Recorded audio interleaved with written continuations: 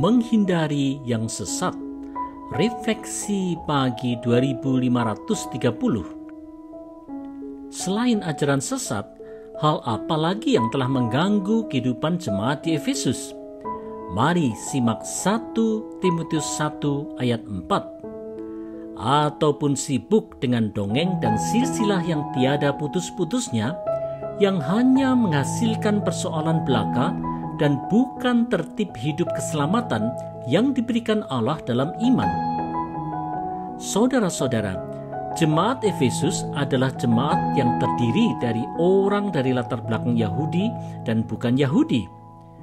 Mereka yang dari latar belakang Yahudi rupanya masih terpengaruh oleh ajaran-ajaran yang dikembangkan para rabi Yahudi sejak ratusan tahun sebelumnya dalam bentuk tradisi Yahudi yang seakan-akan didasarkan pada Taurat. Hal ini menyesatkan dan bisa memecah belah jemaat. Saudara-saudara, tidak hanya jemaat Efesus, jemaat Pulau Kreta yang digembalakan oleh Titus juga mengalami permasalahan yang sama sesuai yang tertulis di Titus 3 ayat 9. Tetapi hindarilah persoalan yang dicari-cari dan yang bodoh, persoalan silsilah, percekcokan, dan pertengkaran mengenai hukum Taurat, karena semua itu tidak berguna dan sia-sia belaka. Ajaran sesat tentulah akan mengganggu pertumbuhan iman, karena jemaat hanya akan disibukkan dengan ajaran yang justru mengerdilkan iman. Ini haruslah diwaspadai. Oleh karena itu, marilah kita hindari ajaran sesat dengan mendalami firman dengan sungguh-sungguh. Janganlah kita termakan oleh ajaran penuh sensasi yang meruntuhkan tertib hidup keselamatan.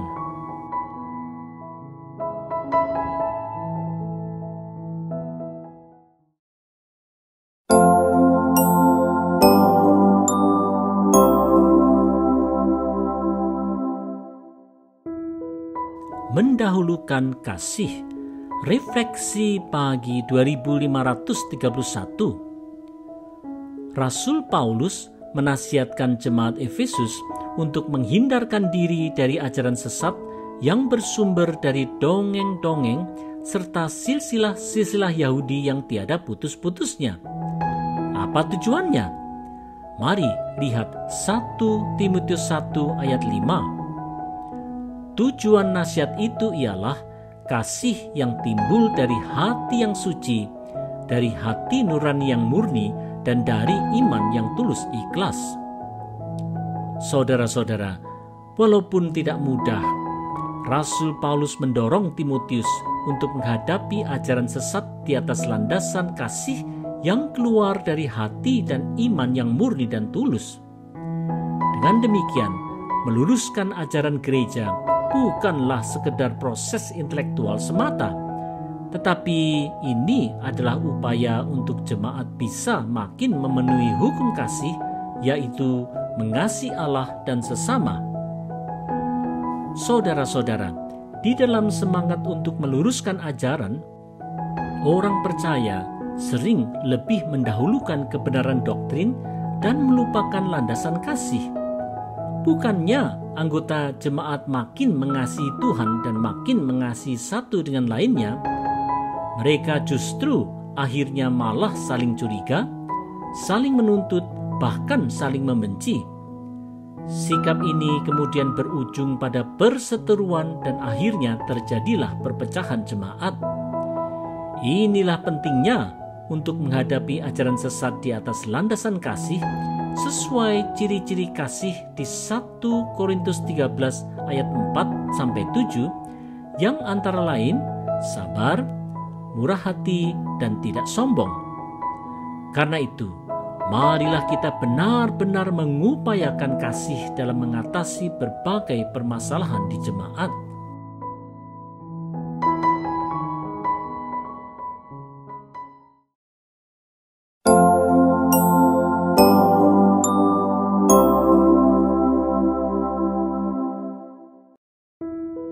Bukan menabur pertikaian.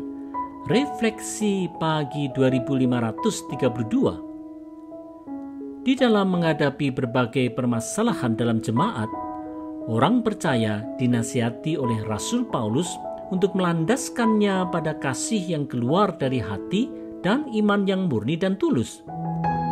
Dalam kenyataannya, apa yang terjadi di jemaat Efesus?